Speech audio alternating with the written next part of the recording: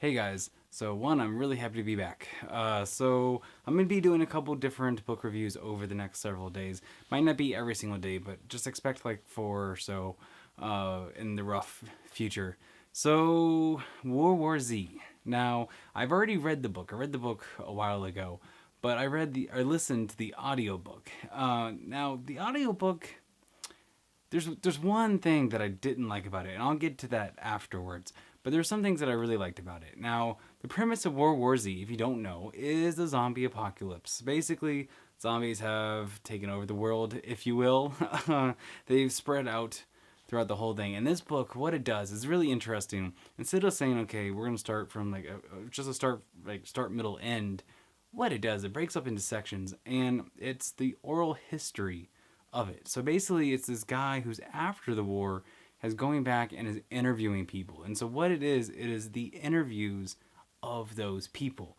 And so you get all different walks of life. So you get everything from old blind men to nerdy video gamers to vice presidents to, civilians to military. You get everything. Smugglers, like you have every kind of walk of life from all different parts of the world. And the way he writes it, you think you're talking about a zombie apocalypse, but that's not what this book is about. This book is not about zombies. The book is about the people. It's about humanity. It's about the mindsets and how people work. And it really gets intimate with each person really easily, really fast. And there's so many different stories. Like, there's range from so many different things. And so it's from the start to the end of the war. And it's amazing. Like, it is quite literally top I don't know, maybe not top 10, but maybe, I don't know, like it's up there. And the reason why I like it is because it's a zombie apocalypse book, but it's not about zombies. It's about the people. It's about the mindsets. It's about how they think and how they act and how humanity comes together or not comes together, depending on the situations. It's really amazing. And now I've read the book before and I loved the book.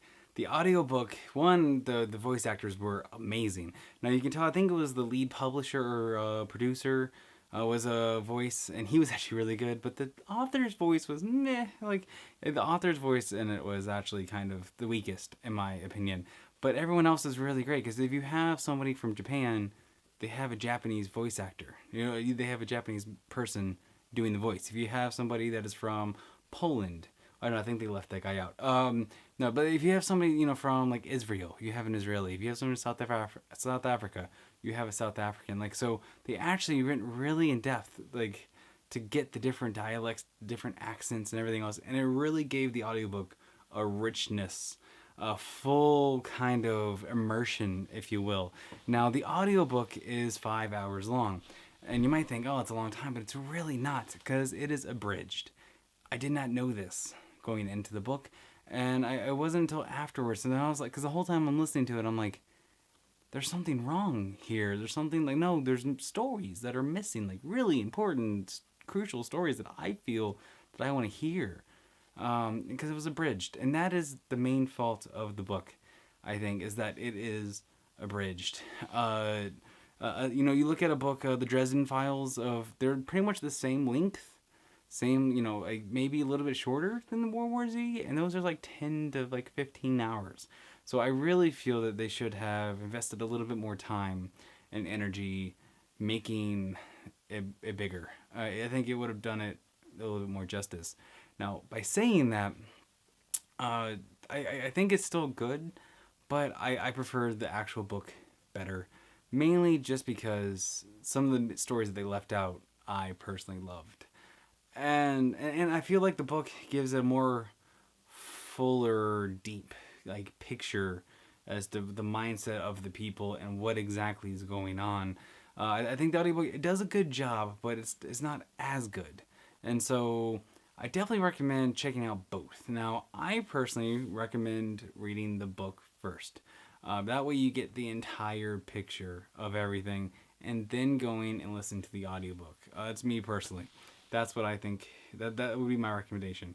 But I mean, the story is still amazing. It is great, so I definitely recommend it.